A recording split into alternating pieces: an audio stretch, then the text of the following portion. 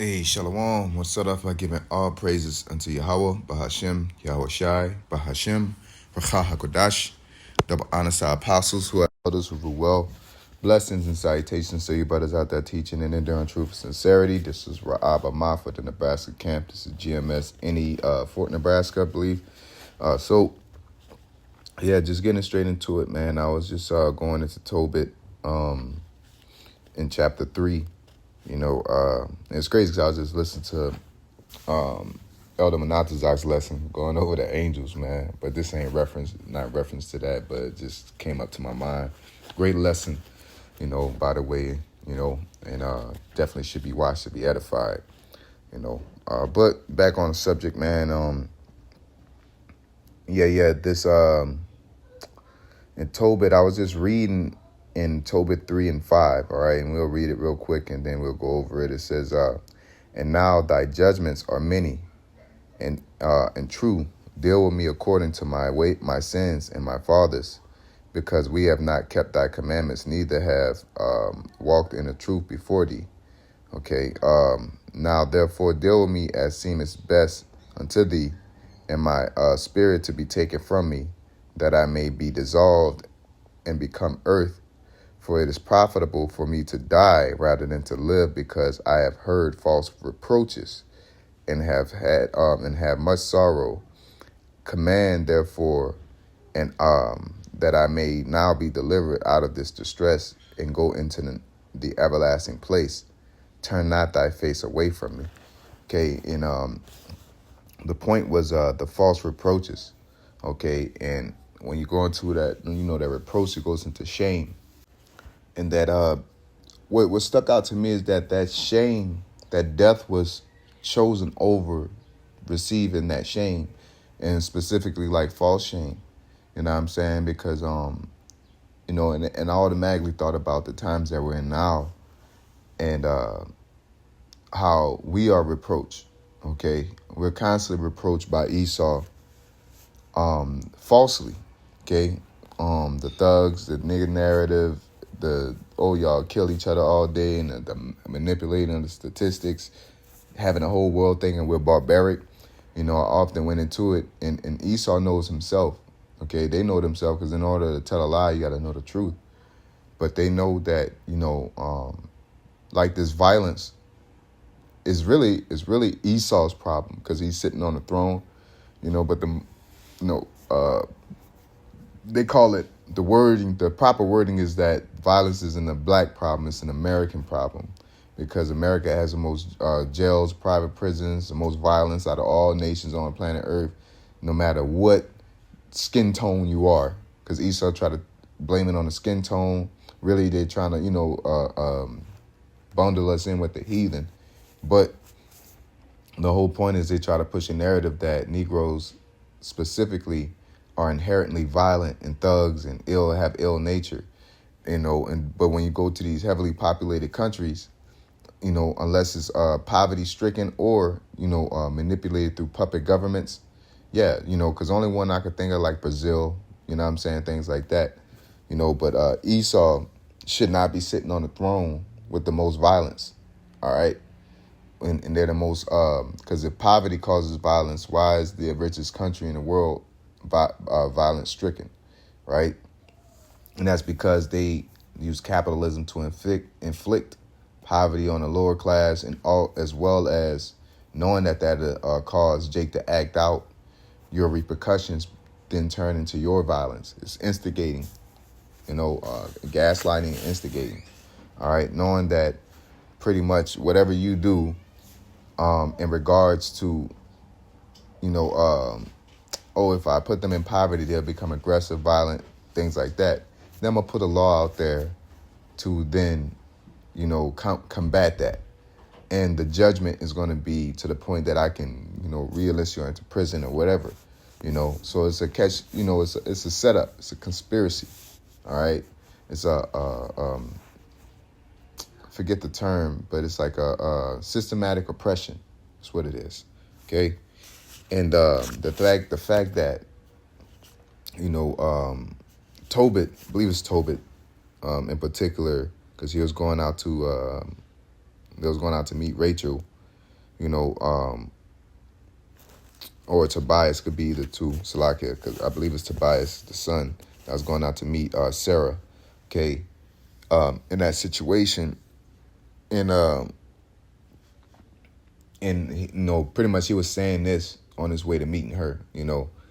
But either way, the point is that, you know, we was dealing with the Medo-Persian Empire.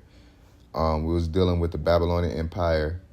And there was a lot of shame involved. There was shame involved in, you know, us being taken down, okay, by the Medo-Persian Empire. There was shame involved. Salakia, not the Medo-Persian Empire. This is the Assyrian Empire. The Medium, I'm thinking Media and Persia because they went to Media. But, you know, we all know Babylon, Media, and Persia were all kind of, you know, transcending within themselves, okay?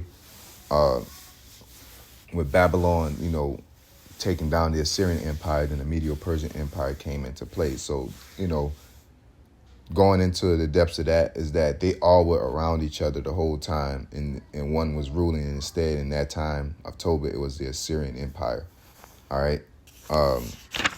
So going into that, pretty much the Assyrian Empire was the ones who then took us, you know, into captivity. You know, see here.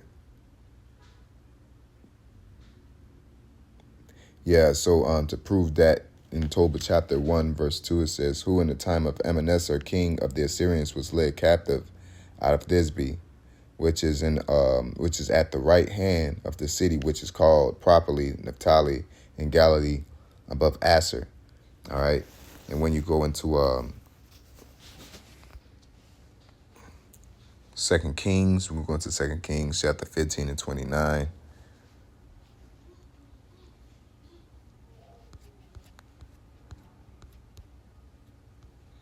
It says, in the days of Pekah, king of Israel, Tiglath-Pileser, king of Assyria, and took Ayan,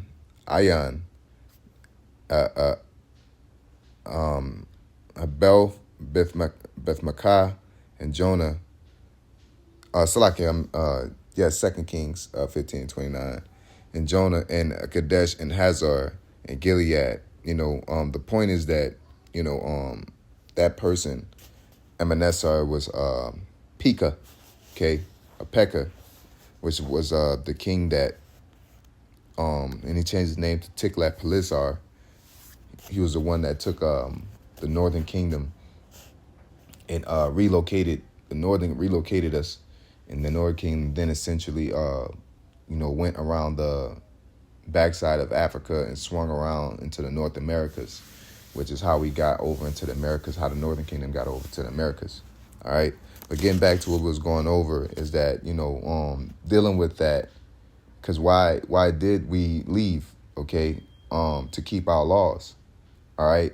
Because we weren't able to keep our laws because our nation was, even Tobit said himself that we was eating of the bread of the Gentiles, which was reminds me of another beautiful lesson that Apostle Ramlab went over, going over, you know, how, you know, the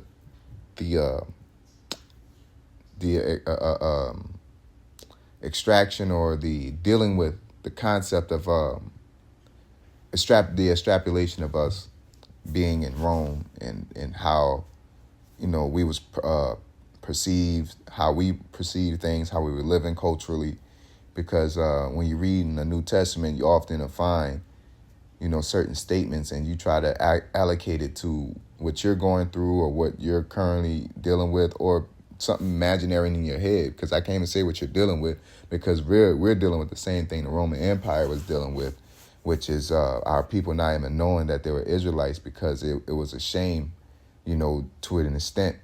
And this has always been happening because the Lord was going to disconnect us from our heritage. Okay. So that's ultimately the true shame, you know, that that we receive, you know, is to not be knowing that we're Israelites, to be living wickedly as Israelites, man. All right. That's like watching, in today's time, Prince Henry, King Henry, whatever, one of those, and he out there living on a corner. You know what I'm saying? To see him like that, to see, even like these, and I'm not saying that these are great men. These are perceived great men to the modern world. Okay, they're not great men to us. They're just, they're heathen. All right, but like Biden getting cancer and all that, you know what I'm saying? It's like to see him going through it is a shame. You know what I'm saying? It's not a big shame, but to say an extreme, to see the Bush administration or the Clinton administration, Obama administration, they go bankrupt and broke, and now you see Obama working at, Publix. You know what I'm saying? That's a shame. That's worse than death.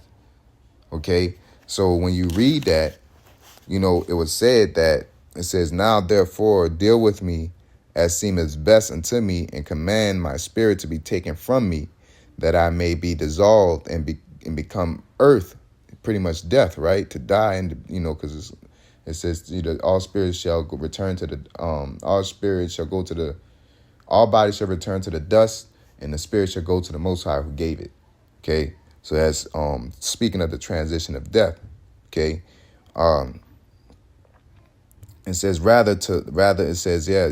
that I may be dissolved and become earth, for it is profitable for me me to die rather than to live, because I have heard false reproaches. And that's what we deal with a lot. And when I'm gonna jump to verse 13, and we'll go into another verse, and it says, and say, take me out of the earth, that I may hear no more the reproaches, the shame, the slander, and especially with this idea of white guilt being lifted, okay, where and they're pretty much saying that we're not shamed for lying on you, for manipulating the situation. We're not ashamed of it. All right, so now they're going to go and really open up the floodgates of their reproaching and their pretty much their shame walk. They're putting smut on our name. They're not going to hold back. They're going to say everything they've been wanting to say, and they've already been saying and doing stuff, but now they're going to be like just blatantly doing it, is what they're saying. Okay, and they're incentivizing other so-called Caucasian Americans to open up and come on out with the rest of us. That's all it is, by being propaganda at this point. Okay, so I want to go into the book of Revelations. Okay, we're going to the book of Revelations, chapter 12, because let's see here. Revelation chapter 12 in itself is the whole setup. This is an extrapolation, or this is the blueprint of the process. All right, so I'm gonna read and breeze through it, and I'm gonna hit certain points that's relative. Okay, it says Revelations 1:12-1. It says, and there appeared a great wonder in heaven, a woman clothed with the sun and the moon under her feet, and upon her head a crown of stars, a crown of 12 stars. Okay, that woman is indicative of, a representative of Israel. In the 12 stars, representative of the 12 tribes, sun and the moon, knowledge, wisdom, understanding. It says, and she, being with child, cried, travailing in birth and pain to be delivered. And that child is Yahushai. Okay, all right. And there appeared another wonder in heaven, and behold, a great red dragon, having 7 heads and 10 horns, and 7 crowns upon his heads. And those are the ruling kingdoms of 7 heads and 10 horns. Those are kings and dominions, kingdoms or the kingdoms and dominions. All right, because kingdoms is German major, German minor, things like that, Hispaniola, and then you got the kingdoms within that. All right, Belgium, such on and so forth. So there's factions. So those are 7 heads, 10 horns, right? And it says, And there appeared another wonder in heaven, and behold, a great red dragon, which is pretty much synonymous with, not synonymous, it's to summarize Esau in all his kingdoms. Okay, and the horde that sitteth upon the dragon is a part of the same dragon. All right, it is the same. It's not a different person, not a different nation. It's just Esau that sits upon that great red dragon, controlling all the rest of the Edomites. That's all it is. All right, and that horde that sit up upon the dragon is Babylon, the daughter of Babylon, which is AKA America. Okay, so this is I'm explaining this because this is all connects to the reproach. Because Esau uses propaganda and slander, and not only to he used propaganda to spread the false reproaches. He used propaganda to to incentivize us into reproaches, because the Lord said he made men upright, but they sought out many inventions. So Esau come out with inventions like booty shorts and sagging, and and I'm not saying he came up with it. He probably found a degenerate nigga and said, "Oh, I like this guy. He's very influential, and he can influence everybody to do that dumb, idiotic thing like sagging." So you put him on TV and give him a bunch of money, and poor people see this is how you get money: is you sag your pants, you walk around like this. This is the cool thing to do. He has money, because the scriptures tell you about when a rich man speak, if everybody holds their tongue. Okay, so there's a lot of carnal power behind money, all right? Which is definitely a lesson that I wanted to get into as well, because money is a defense, all right? It's not real power, all right? Money is just should be meant to be a defense, but it has turned based off of capitalism in the ways of Babylon, all right? So getting back to it, it says, having 7 heads, 10 horns, and 7 crowns upon his heads, and his tail drew a third part of the stars of heaven, and did cast them to the earth. And the dragon stood before the woman, which was in that third of heaven is talking about a third of the stars is Benjamin, Judah, and Levi. Okay, and to be cast to the earth is to be brought low. Okay, which is what? A reproach. It's a shame to be brought low into the dust and confusion, because we'll get to here.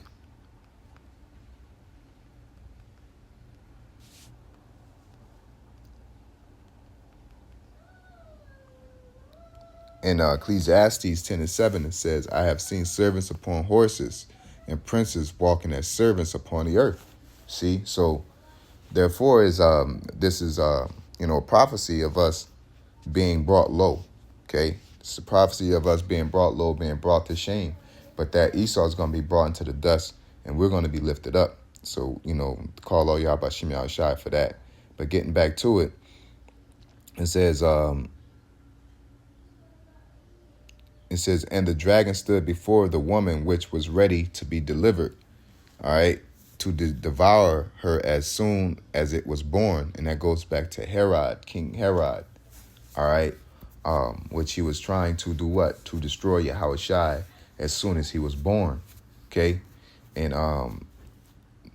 this shows you that the end times, it started with Yahushua, but it was, you start seeing the bubbles at the bottom of the pot. When you're boiling water, you start seeing the bubbles. It has to have, it's not just going to happen, boom, and it culminates. So I say that to say Herod, through the Hasmonean dynasty, the Edomites, and it's documented that the Idumeans the Herodians were Idumean, which were Edomites, all right? And they came in through John Hyrcanus II. All right, but again, it started with John Hyrcanus I. But John Hyrcanus I didn't have any ill intentions. He was a righteous ruler, and he made them convert to Judaism.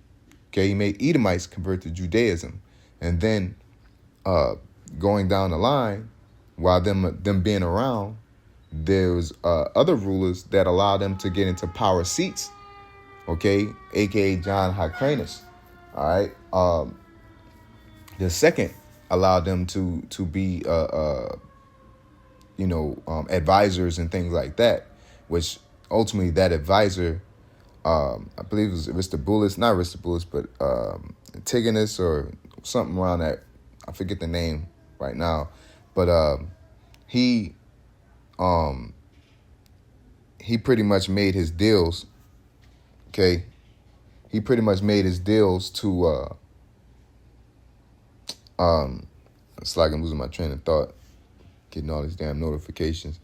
He was incentivized and put in a position to be a king. Okay, dealing with Julius and Julius Caesar, and it was a couple other guys that were involved. Forget your dude that dealt with Cleopatra, and then the other two kings, Pompey, all of them, or the other Caesars that were, because they had the triumvirate, all of them were, moving around and dealing with Israel in different factions. Pompey had his dealings. I believe his Crassus had his dealings in certain ways. And then Caesar had his dealings. Certain ones with deals, for war. Some of them were financial based. Some of them were tax based. And they all had different mentalities, like different supervisors. They all have different mentalities doing one job. So it'd be a different energy, So that's how it was when dealing with them. But long story short, they got into power. And they were sitting on the throne illegitimately. And they tried to marry the daughter of one of the Hasmonean kings. She was the only one of pure blood. Even though King Herod had married an Israelite woman, he decided to marry the last full-blooded Maccabee to ensure his seat, because it was a political play. All right, and that do matter, because you could have a like Trump. He can marry. He got a Hispanic woman right now, right? But like for this is what I'm thinking. So he's like Trump got an Israelite woman technically, right? But everybody call her racist. But if he would have married Harriet Tubman, it hit different. It hit different if he married somebody like that's like a public activist for Israelites, man. It'll make a big difference. Or somebody that historically has that type of connection, like he married Martin Luther King's daughter, and it would have an effect. So that's what happened in that time, and that's so now they're up there illegitimately, and then you're hearing prophecies and statements saying that he's the king of the Jews. All right, so that's why that was a big statement made, because people. You had people that understood prophecy, which are Israelites that understood it, but they were on their seats and they didn't want to lose their position. So they were being demons and pretty much relaying that story in a certain way to Herod. But Herod actually received it in a way that it was supposed to be received, like saying, but he received it differently, because it was the same, but it was different. I swear to God, my mama. Hey, but it's an inside joke, man. Nothing serious. But the point is that Herod received the ad. He was going to get knocked off the throne. But the true prophecy wasn't for Yahushua, which was that child that was perceived to be the king of the Jews, wasn't supposed to be on the throne at that time. So that he misinterpreted that. All right, but it still was all prophecy for him to want to put Yahushua to death and kill all the firstborn, and cause Yahushua to be relocated, and be born somewhere else. You know what I'm saying? You get the story. So it's more than just, Herod sitting on the throne, I want to kill all the babies. No, there was a process, okay? And that process was all according to prophecy. All right. So with that being said, that happened. Which caused that great, and then it's talking about the great red dragon. All right. So that's also proof there. There's a dot connected right there. Great red dragon, Herod, Roman Empire, all that, those dots connected, and you can't unconnect those. So you can't say that, the system of the great red dragon wasn't the Herodian dynasty. Okay. That was a faction of it. All right. Which ultimately was ran by Rome, because they were puppet leaders, that pretty much did the bidding. Even though Herod the Great did great things for Israel, but it was really for himself and him ruling that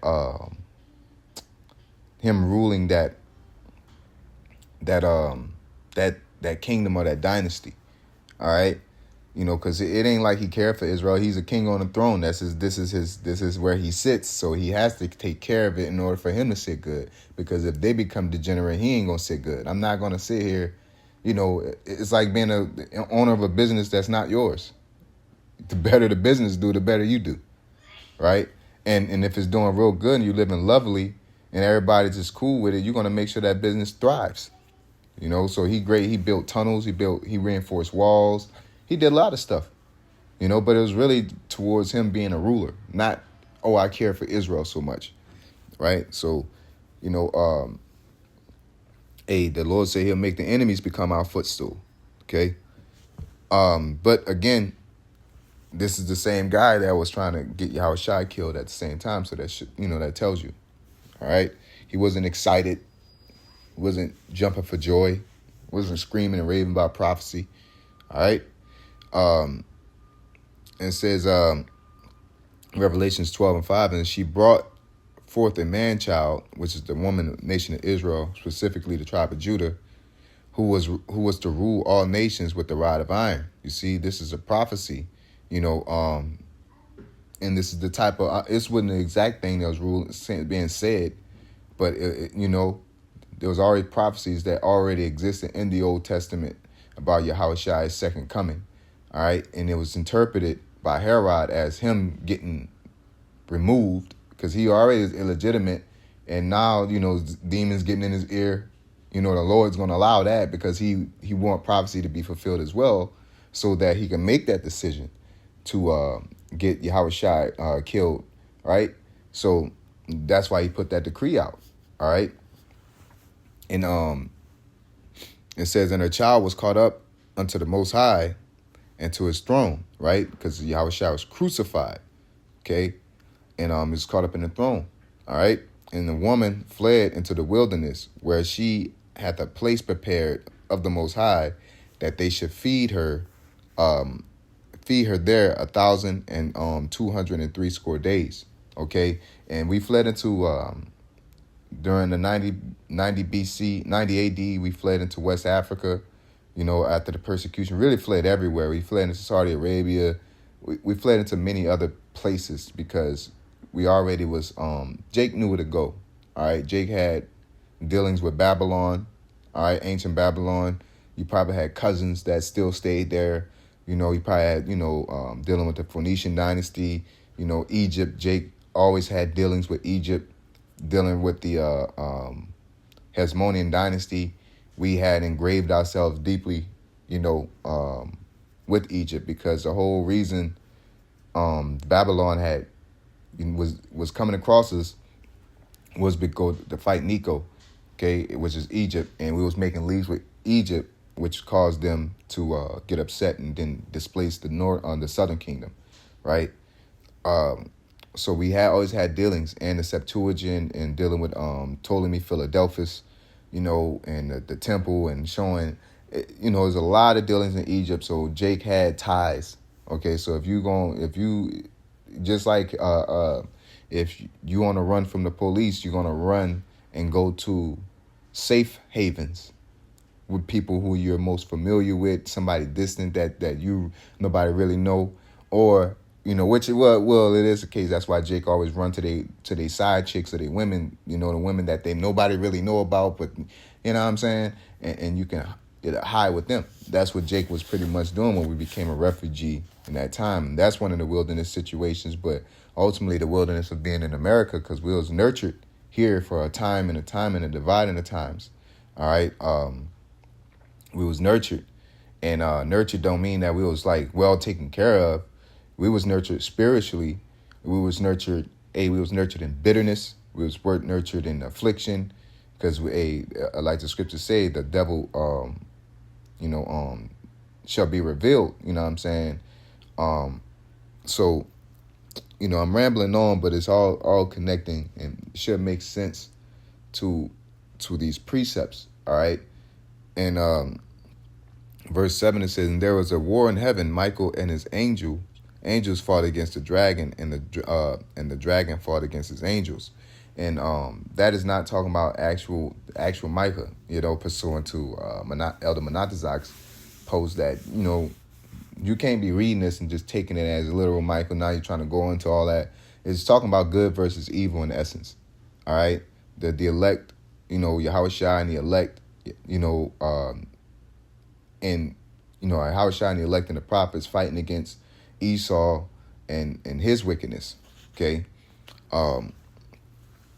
It says prevail not, neither was their place found anymore in heaven. And the great dragon was cast out, that old serpent called Satan, and Satan which deceived the world, he cast into the earth, and his angels were cast out with him. Okay, and I heard a loud voice saying, now is come salvation and strength in the kingdom of our power. So, and that ultimately Revelation jumps around. So this is just really going over the end. All right, where, the nation of Israel, the chariots, the angels, is ultimately going to be taking down Rome, the Roman Empire. But this fight of good and evil, Michael against the dragon, really started with Jacob and Esau, all the way up until this time. But it's going to manifest a great battle. Now, it ain't going to be no war like UFOs and all, but it is going to be chariots. It's going to be world war. It's going to be more natural and supernatural at the same time. All right. But it's not going to be this all of a sudden these green people, they really showed us how to make electricity and nuclear power. No, it's going to be, the angels, the elect, because the Lord said, well, he shall make us his battle axe and weapons of war, that's going to take down Esau. All right. It says, I heard a loud voice saying in the heavens, now has come salvation and strength and the kingdom of our power and the power of Yahushua, of his anointed. For the accuser of our brethren is cast down, which accuseth them before our power day and night. And that's ultimately what I wanted to get. But it's like all that had to be read because he's been accusing us and putting smut on our name. And this is worse than death because you can't even, it destroys your worldly credit. You know what I'm saying? To where, people don't treat you right. It makes your life a living hell to have a reproach on your name. You know what I'm saying? If you the cousin that's known for stealing, ain't nobody gonna want to hang with you or want you around their house. A ill name is bad.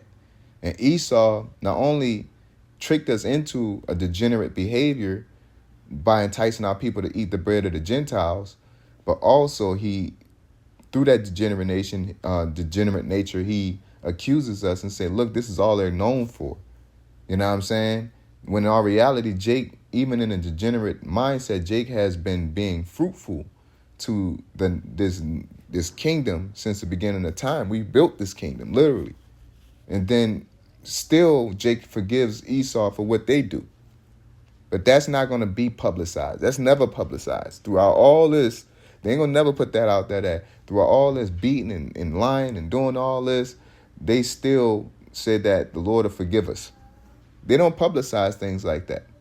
You know what I'm saying? Even though it's being publicized, Jake get out there and do it hardcore, man.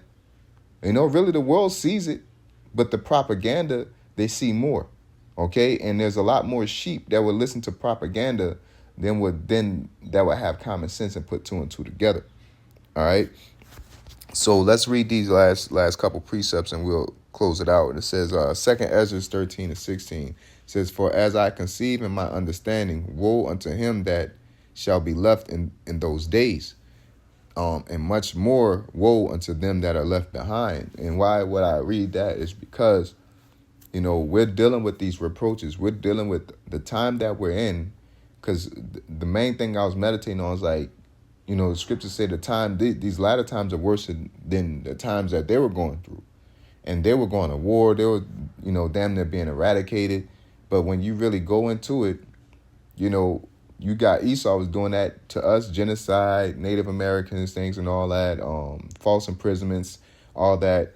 And then now you got lies that's stacked on top of that. Then you got stacked on top of that. We're not the Israelites. Then you got stacked on top of that. Fake people, there's fake JEOs are sitting on our throne and saying that they're us. And then the whole world consider us thugs and niggas and bywords.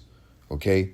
And that's what we're going through. So it's a curse, like, to be a king and to be treated like the lowest of human beings. Okay? And we're the salt of the earth. We're the peculiar people, and we're seen as the worst type of person that can be born. And our people are eating of that Kool-Aid drinking of that Kool-Aid to make it even worse, man. Our women out there, loud mouth yelling, niggas out there mashed up, shiesties on, throwing up gang signs, shooting. You know what I'm saying? Esau is doing. But Esau, low-key, man, look at the crime rates, bro. Look at that amount. They'll try to tell you it's to kill the people. It's like, bro, the amount of y'all that's doing this is the amount of y'all that's doing this. Okay? Let's not deal with if it's 10 niggas versus 1,000 Edomites and it's 1,000 Edomites and it's 10 niggas. And now no, bro. That's too many motherfuckers doing evil. All right? All this crime, they lead the pack in all criminal activity on not planet Earth, but in America. Okay? It's documented. They lead the pack. All right? But then if you look at TV, you'll think we lead the pack. And then they try to get into the math of it. Now, see, if you really look at it, get the fuck out of here, man. And then on top of that, they're not leading the pack in poverty, though. Okay? They're the average white American is doing good in comparison to the average Jake. You know what I'm saying? They're not leading the pack. All right? The richest, if you want to talk about the richest people, if you want to talk about this richest period, just like I said, the numbers of violence, and we ain't going into percentages, let's not go into percentages of Jake. When you just dealing with straight numbers and you just allocate all the riches of America by race, Jake ain't going to be at the top. We're not. I don't care if you can name LeBron or you can name Russell Simmons and all that. They ain't Universal Records. They're not, what I'm saying, Cox Cable. They're not these people. All right? Zuffa and all that. I was watching like Pride, Pride FC, UFC, and the birth of Pride, how the Yakuza was, behind and it was, front and all that. But Pride's real strength was the TV deal that they had. An ability to get on TV. And because they were painted in the bad light, they lost that deal and the UFC came on top through that, right? So my point is that there's larger corporations, even though you have a forefront corporation like UFC, you may say, oh, they're the greatest, but they're only good because they got that TV deal with that real big company. And those TV deals to put you on TV, you got to know somebody that knows somebody to get that type of access. And you got to know, eventually you have to know a false JEOO. All right? Because ultimately they're the ones that's controlling all of this. All right? They're the ones controlling every single aspect of every avenue. All right? It wouldn't be no boxing. It wouldn't be no NFL. There's going to be some type of Steinberg or Volswitz behind this. At the top, at the end gate, and they own all entries into the gate. All right, you make it enter in and out that city, and there's only a couple few that's selected into the city of success of Babylon, and not even Babylon, but the world. But there's going to be them JEOOs that sit on top. That's why they were kicked out from nation to nation, because they've been trying it, and they were kicked out. That's why Hitler was kicking them out, man. Because they was doing the manipulative business deals and causing people to become in debt through usury. Okay? People are evil, man. But, going to 2 Ezra 13 and 22, same chapter, it says, whereas thou hast spoken of them that are left behind, which is the elect, all right, the 144,000 are going to be left behind. And there's some will be translated up as they have been taken up. Especially as of recent, not according to these false accusers of our brethren that work for Satan, trying to put smut and shame, but you can't put shame on them on these brothers anymore. You could try to shame us while we're here by using our brothers, but they're not in shame because Yahweh Shai has them. All right? Even 2/3, they're not in shame anymore. All right? But those men definitely, they're going to rise first according to Corinthians, man. The dead in Yahweh Shai shall rise first. Right? They're going to rise first, and they're going to have a glorious, they're going to be those who receive those bodies first, man. So you could talk all the shit you want. It just it just affects us. It don't affect them. So that sets my spirit at ease. It may, to be honest, it may irritate Jake because Jake have love for those brothers. You know what I'm saying? And you get pissed off. You know what I'm saying? Because you know for a fact that those men were great men. Okay, those men strive for the truth unto death. And a lot of you niggas came and do that, and you be worried about your woman and your family, your money, your finances. So to hell with you niggas, man. Constant curses on you niggas because it's a degenerate, low-level behavior. Okay? But continuing on, it says, whereas thou hast spoken of them that are left behind, this is the interpretation. He that shall endure the peril, right? Going to 2nd Ezra, I believe it's the 2nd chapter, the 4th chapter, and it says, those that stood so stiffly for the name of the Lord. It's talking about the elect. He that shall endure the peril in that time have kept himself. They that be fallen into danger are such as have works and faith towards the Almighty. Know this, therefore, that they which are left, that be left behind, are more blessed than they that be dead. Okay? Because why? Even I gotta say it, because niggas are taking any kind of way. Well, fuck them niggas. The men that stopped, that were transitioned, that are transitioned, okay, they can't put no more XP on their journey. They can't invest. Laying their laying their treasures up in heaven has ceased. Okay, we're still here, and we about to battle the final boss, and you're gonna get hella XP points off of that, right? To put in terms that Jay can understand. So this is a time that we have the ability to show great faith, great diligence, great works, because it's going to get harder and harder. All right.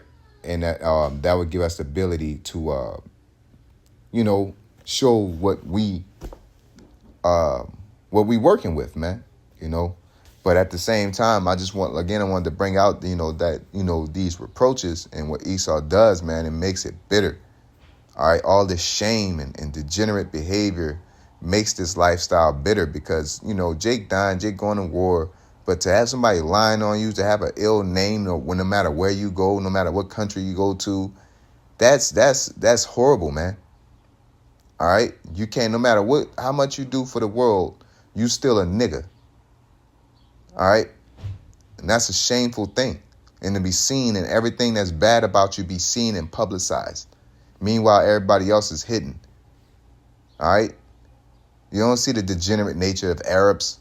You don't see the degenerate nature of Moab. They put it out there, though. They do it on their own. But you don't see the degenerate nature.